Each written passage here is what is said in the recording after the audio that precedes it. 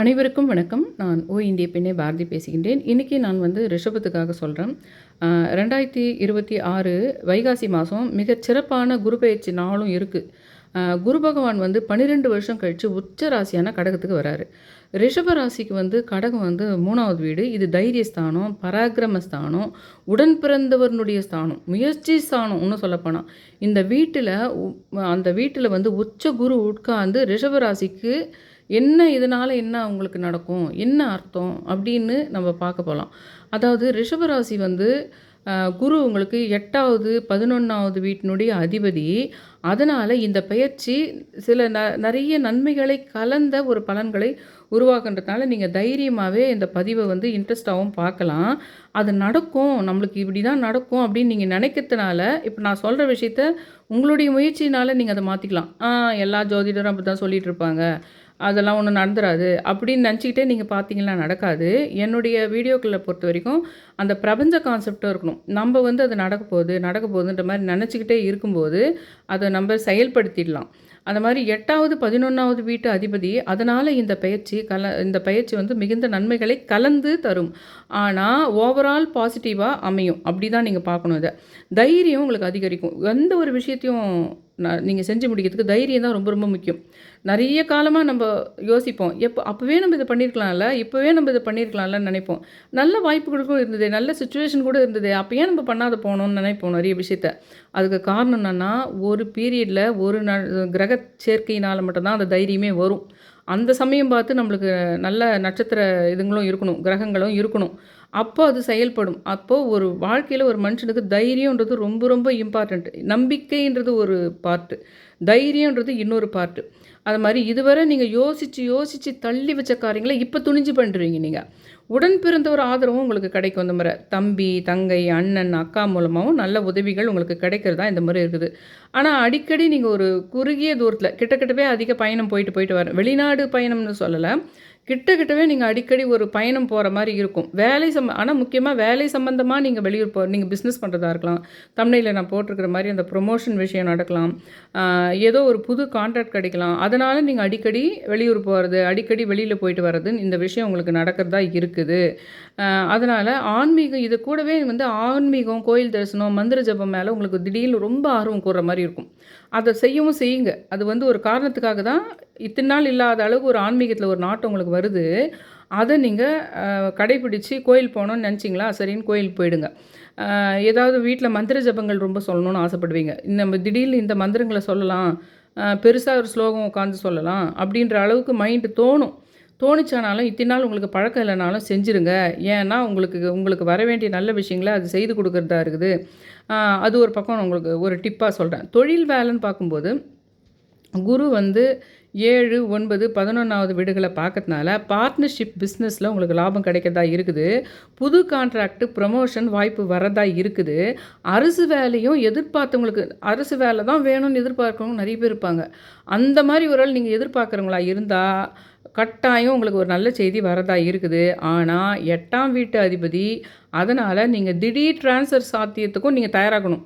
உங்களுக்கு கிடைக்குதுன்றதுக்காக எதனா ஒரு விஷயத்த நீங்கள் அடிக்கடி வெளியூர் போகிற மாதிரி இருக்கலாம், ட்ரான்ஸ்ஃபர் ஆகி போகிற மாதிரி இருந்தால் கூட நீங்கள் அதை ஏற்றுக்கணும். ஏன்னா ஒரு பெரிய நல்ல விஷயம் அதனால் உங்களுக்கு வரதா இருக்குது. பணம்னு பார்க்கும்போது என்னென்னா, 11வது வீட்டு அதிபதி குரு 3ல் போகிறதுனால லாபம் உங்களுக்கு சேரதா இருக்குது. ஆனால் நேரடியாக வர மாதிரி இல்லை, முயற்சி மூலமாக. கடன் வாங்கி பெரிய முதலீடு வேண்டாம். ஆனால் ஒரு ஸ்டாக் மார்க்கெட்டு, ஸ்பெக்குலேஷன் இதெல்லாம் நீங்கள் கட்டாயம் தவிர்க்கணும். நீங்கள் ஆனால் அந்த முயற்சி மூலமாக உங்களுக்கு கிடைக்கிறதா இருக்குது.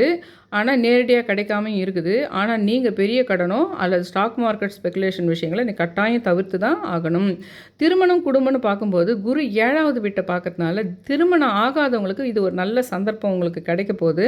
குடும்பத்தில் சந்தோஷம் கூட போகுது. குழந்தை வரவும் எதிர்பார்க்குறவங்களுக்கும் நல்ல காலமாக இது உங்களுக்கு ரிஷபராசிக்காரர்களுக்கு இருக்குது. கல்வின்னு பார்க்கும்போது நீங்கள் ஒரு மாணவர்களாக இருக்கிற மாணவர்கள் மீன்ஸ் நீங்கள் வயசானவங்களாக இருந்து கூட ஏதோ ஒரு பிஹெச்டி பண்ணுறீங்க, இல்லைனா ஒரு எம்எஸ் பண்ணுறீங்க, இல்லைனா வேறு ஏதோ மேல் படிப்பு படிக்கிறீங்க. எந்த காலத்தில் வேணால் காலமாக நம்ம படிக்கலாம். அது நீங்கள் எந்த வகை வயதான மாணவர்களாக இருந்தாலும், இளம் வயது மாணவர்களாக இருந்தாலும், கான்சன்ட்ரேஷன் உங்களுக்கு இத்தனை நாளை விட அதிகரிக்கும். அதில் தான் இந்த தைரியம் கனெக்ட் ஆகுது பாருங்கள். இதுக்கும் தைரியம் வேணும் நமக்கு.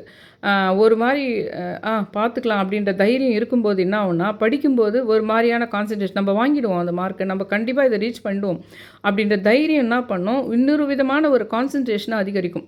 அது என்ன பண்ணும், கூடுதலாக உங்களுக்கு அந்த மாதிரி விஷயங்களில் வெற்றியை கொடுக்கும். போட்டித் தேர்வு எழுதுகிறவங்களுக்கு வெற்றி கிடைக்கும்.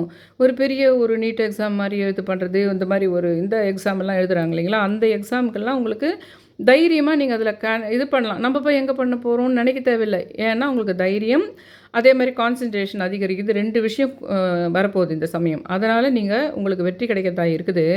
உயர்கல்விக்காக வெளிநாடு போகிற யோகம் கூட இருக்குது.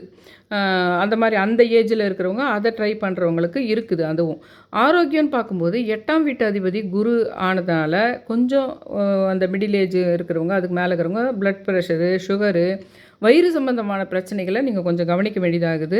அதனால் நீங்கள் கொஞ்சம் அந்த மிடில் ஏஜில் இருக்கிறவங்க, இன்னும் கொஞ்சம் வயதானவங்களாக இருக்கிற ரிஷபராசிக்காரர்களை பொறுத்து ரெகுலர் செக்கப் நிச்சயமாக நீங்கள் பண்ணிக்கணும். நட்சத்திர வாரியாக உங்களுக்கு வந்து ரிஷபராசி வந்து 3 நட்சத்திரம். கார்த்திகை 2, 3, 4 பாதம், ரோகிணி, மிருகசீரிடம் 1, 2 பாதம், ரோகிணி ஃபுல்லாக, அப்புறம் மிருகசீரிடம் 1, 2 பாதம். கார்த்திகை சூரியன் அதிபதி, நிர்வாக திறமை உங்கள் கார்த்திகையில் இருக்கிறவங்களுக்கு சூரியன் அதிபதி, அதனால் நிர்வாக திறமை அதிகரிக்கும். அரசு வேலையில் இருப்பவர்களுக்கு நிச்சயமாக பதவி உயர்வு வரதுக்கு வாய்ப்பு இருக்குது. ரோகிணி நட்சத்திரக்காரங்களுக்கு சந்திரன் அதிபதியாக இருக்கிறதுனால குடும்பத்தில் சுபகாரியங்கள், கலைத்துறை, அழகு சாதன துறையில் இருப்பவங்களுக்கு நல்ல காலமாக இது இருக்குது. மிருகசீரிடம் நட்சத்திரக்காரங்களுக்கு செவ்வாய் அதிபதியாக இருக்கிறதுனால முயற்சி, வெற்றி, ரியல் எஸ்டேட்டு, என்ஜினியரிங் துறையில் உங்களுக்கு நல்ல முன்னேற்றம் இருக்குது. அதனால் உங்களுக்கு எச்சரிக்கையாக இருக்கிறதுன்னு சொல்லப்போனால் என்னதுன்னா, நவம்பர் 1, 2026 முதல்ல ஜனவரி 25, 2027 வரை, அதாவது அடுத்த வருஷம் ஜனவரி 25, 2027 வரை குரு வக்ரம் ஆகிறாரு. நவம்பர் 1ஆம் தேதியிலேருந்து. அந்த நேரத்தில் பெரிய முடிவை நீங்கள் தள்ளி வைக்கணும். புது வீடு, வாகனம் வாங்க தள்ளி வைக்கணும். குடும்பத்தில் மற்றவங்களோடு நவம்பர் வரைக்கும் டைம் இருக்குது. இப்போ நீங்கள் பண்ண வேண்டியதெல்லாம் மற்றதெல்லாம் இதாகிடும். அது வாய்ப்பு வரும்போது நீங்களும் தைரியமாக கை வச்சு பண்ணிடணும் அதெல்லாம். ஆனால் நவம்பர் 1ஆம் தேதியிலேருந்து தான் பெரிய முடிவு தள்ளி வைக்கணும். புது வீடு, வாகனம் வாங்கிறத தள்ளி வைக்கணும். குடும்பத்தில் மற்றவங்களோடு பேசும்போது கவனமாக பேசணும். இதெல்லாம் இருக்குது. இப்போ ரிஷபராசிக்கு வந்து சித்தர் பாரம்பரிய பரிகாரம்னு பார்க்கும்போது குரு வழிபாடு பண்ணலாம். நீங்கள் வியாழக்கிழமை காலையில் நீங்கள் வந்து குரு தட்சிணாமூர்த்திக்கு இல்லைனா சாய்பாபா, இதில் எதில் உங்களுக்கு ஆலயம் கிட்ட இருக்குதோ சாய்பாபாவுக்கு பண்ணலாம், தட்சிணாமூர்த்திக்காவது பண்ணலாம். இல்லை நீங்கள் ஒரு குறிப்பிட்ட சித்தரை வந்து நீங்கள் ரொம்ப, நான் சேனலில் சொல்லிட்டு இருக்கிறவங்க, நீங்கள் என்னுடைய ஃபாலோவராக இருக்கீங்க, அதில் எந்த சித்தர்னால உங்களுக்கு ரொம்ப ஒரு இதுன்றதா அந்த சித்தரையே நீங்கள் கெட்டியாக பிடிச்சிக்கலாம். டெய்லியும் சொல்லலாம். வியாழக்கிழமை நீங்கள் அந்த சித்தரையே சொல்லிவிட்டு நீங்கள் நெய் தீபம் தான். நான் எல்லாருக்குமே சொல்ல போகிறது நெய் தீபம் தான். எல்லா ராசிக்காரர்களுக்குமே நெய் தீபம். ஏன்னா நெய்யினா குருன்றதுனால இருக்குது. இப்போது நான் இந்த ஏகாதசிக்காக, அதிக் மாஸ் ஏகாதசிக்காக நான் இந்த பத்மினி ஏகாதசி இன்றைக்கி அதிக் மாஸ்க்காக நான் ஃபுல்லாக நெய் தீபம் ஏற்றுறேன். உண்மையிலே என் நெய் தீபம் ஒரு பெரிய விஷயங்களை, பாசிட்டிவ் எனர்ஜிகளை கொண்டு வந்து கொடுக்கிறதுன்றதை நான் என் கண்கூடாக பார்க்குறேன். அதனால் நீங்கள் நெய் தீபம் ஆலயத்துக்கு போய் தான் ஏற்றணும், சாய்பாபா எதிர்க்கு தான் ஏற்றணும் அப்படி இல்லை. வீட்டில் கூட நீங்கள் அந்த குரு பகவான் வியாழக்கிழமை ஏற்றுறது அந்த மாதிரிலாம் பண்ணலாம். மந்திரம் வந்து ஓம் குருவே நமக அப்படின்னு சொல்லி 108 முறை வியாழக்கிழமை சொல்லலாம். அந்த மாதிரி சிம்பிளாக வச்சுக்கோங்க எல்லாத்தையுமே. அகசியரை கும்பிடலாம். இல்லை வேறு ஏதோ ஒரு உங்களுக்கு பிடிச்ச சொல்லி 18 சித்தர்களில் ஒரு சித்தர், ஆனால் பர்டிகுலராக ஒரு சித்தரை தொடர்ந்து உங்களுக்கு ரொம்ப இப்போ மனசுக்கு நெருக்கமாக இருக்கிற சித்தரை தொடர்ந்து வழிபடுங்கன்னு சொல்லலாம். தானம்னு பார்க்கும்போது எப்பாவது நீங்கள் மஞ்சள் துணியை வந்து வாங்கி யாராவது ஒரு ஏழைங்களுக்கு ஒரு ட்ரெஸ்ஸாவோ, ஒரு பொண்ணாக இருக்கட்டும், ஒரு பையனாக இருக்கட்டும், இல்லை வயோதிகராக இருக்கட்டும், அந்த மாதிரி நிறைய வந்து நீங்கள் இது பண்ணலாம். நிறைய வந்து இப்போ இதுவாக, அதாவது வந்து நீங்கள் அந்த ட்ரெஸ்ஸு வந்து இதுவாக வாங்கி தரணுன்றதில்ல, இப்படி தான் வாங்கி தரணும் அப்படின்றதில்ல. ஆனால் முக்கியமாக என்னென்னா, நல்ல வசதியாக இருக்கிறவங்களுக்கே ட்ரெஸ் வச்சு கொடுக்குறது அந்த மாதிரிலாம் பண்ணக்கூடாது. கொஞ்சம் வசதி இல்லாத இருக்கிறவங்களுக்கு மஞ்சள் துணி வாங்கி கொடுக்கணும். அது அப்பப்போ இல்லை, உங்களுக்கு எப்போ அதுக்கு சக்தி இருக்குதோ. இப்போ ஒரு விஷயம் நல்லதாக நடந்து முடிஞ்சிருக்கும், ஓரளவுக்கு நீங்கள் எதிர்பார்த்த விஷயம் ஏதோ நடந்திருக்கும், அப்போ கையில் கொஞ்சம் காசும் இருக்கும். அந்த சமயத்தில் நீங்கள் அந்த மஞ்சள் துணி வாங்கி கொடுக்குற பரிகாரத்தை பண்ணிடணும். மற்றபடி நீங்கள் வெறும் சன் பண்ணுறது, வியாழக்கிழமை நான் 108 முறை குரு பகவான் போற்றி சொல்கிறது, இல்லை ஏதோ ஒரு சித்தர்னுடைய போற்றி சொல்கிறது, ஸ்லோகங்களே தெரியலனா கூட வெறும் போற்றியே 11 முறையோ 108 முறையோ பெரிய லாபத்தை கொடுக்கும், பெரிய மாற்றங்களை கொடுக்கும். நான் 7-8 வருஷமாக நான் வந்து சேனலில் இருக்கிறேன். அதுக்கு முன்னாடி இந்த வெறும் கோலங்கள், போற்றிகள் சொல்லியே வந்து ரொம்ப பள்ளத்தில இருந்த என் வாழ்க்கைய மேலுக்கு கொண்டு வந்திருக்குதுன்னு சொல்லலாம். அதனால நீங்க அத மட்டும் ரொம்ப ஈஸியா பண செலவும் இல்லாத, நேர செலவும் இல்லாம இது பண்ணாலே போதும். மெயினா எல்லாருக்கும் சொல்றது, இந்த மஞ்சள் நிற துணி, கடலைப்பருப்பு எடுத்து போய் மாலையா போடுறத விட, நீங்க கடலைப்பருப்பு பாக்கெட்டா வாங்கி அங்க குரு பகவான் கிட்ட வைக்கலாம். இல்லன்னா, ஒரு ஏழைங்களுக்கு யாருக்கானா வந்து கடலைப்பருப்ப வாங்கி ஒரு பாக்கெட் குடுத்துட்டா, அவங்க வீட்ல அத சமைச்சு சாப்பிட்டுக்குவாங்க. இது இல்லாம நெய், சர்க்கரையில செஞ்ச இனிப்புகள தானம் பண்றது, ஒரு பொன்னிறம் ஒரு யாருக்காவது ஒரு பொன்னிறத்தில ஒரு சால்வ வாங்கி ஒரு ஆசிரியருக்கோ, இல்லன்னா ஒரு உங்க வீட்டுக்கு வர புரோகிதரோ, இல்ல யாராவது ஒரு வயசானவங்களுக்கோ, அவங்களுக்கு போத்துறதோ, இல்ல அவங்க கையிலேயே தானமா குடுத்துறதோ இது பண்ணலாம். விருட்ச பூஜைன்னு பார்க்கும்போது எல்லாருக்குமே சொல்லிட்டு தான் வரேன் நானு. ஏன்னா, நீங்க யார் பார்ப்பீங்கன்னு தெரியல. எல்லாருக்குமே அந்த ஆலமரம் தான் சொல்லிட்டு வரேன். ஆலமரத்துக்கு வியாழக்கிழமையில பால் கலந்த தண்ணீர் ஊத்தி, எப்போ உங்களுக்கு வீட்டுக்கிட்ட இருந்தா பரவால்ல, இல்ல தூரம் இருக்குதுன்னா பார்க்கும்போது தண்ணியே ஊத்திருங்க. அப்படி இல்லன்னா, உங்களுக்கால முடிஞ்சா ஒரு பால் பக்கத்திலேயே ஒரு பால் பாக்கெட் வாங்க முடியும். சின்னதா ஒரு ஒரு ரொம்ப குட்டி பாக்கெட் கூட வருது இல்லைங்களா? அதில பால் வாங்கி, அதில பால் கலந்த தண்ணீர ஆலமரத்துக்கு ஊத்தி, முடிஞ்சா உங்களுக்கு வீட்டுக்கிட்டவே ஆலமரம் இருக்குதுன்னா, அதுக்கே தூபம் காட்டுறது. பால் கலந்த தண்ணீர ஊத்தி, அதுக்கு கொஞ்சம் ஆர்த்தி மாரி, கற்பூர ஆர்த்தி மாரி காட்டி, அ உங்களுடைய எப்போதைக்கு எந்த சித்தர நீங்க வணங்கிட்டு இருக்கிறீங்களோ, அந்த சித்தர் பேரையும் சொல்லி, அந்த ஆலமரத்த சுத்தி வரணும் நீங்க. இது வந்து உங்களுக்கு ஸ்பெஷலா சொல்றேன். எல்லாருக்குமே ஆலமரம் சொல்றேன். ஆனா, ஒவ்வொருத்தருக்கும் ஒண்ணு ஒண்ணு மாரி சொல்லிட்டுருக்கேன். நேத்து அவங்களுக்கு மற்றவங்களுக்கு சொன்னது வந்து வெறும் தண்ணி மட்டும் ஊத்துனா போதும்னு சொல்லியிருக்கு. அதனால ஒன்னொன்த்துக்கு ஒண்ணு சொல்லிட்டுருக்கேன். ஆனா, ஆலமரம் மெயினா எல்லாருக்குமே சொல்லிட்டுருக்கேன். அதனால நீங்க அது வந்து சில விஷயங்கள் வந்து பெரிய மாற்றத்த குடுக்கும். நீங்க வேண்டின விருப்பங்கள நிறைவேற்றும். முக்கியமான பரிகாரம் அது.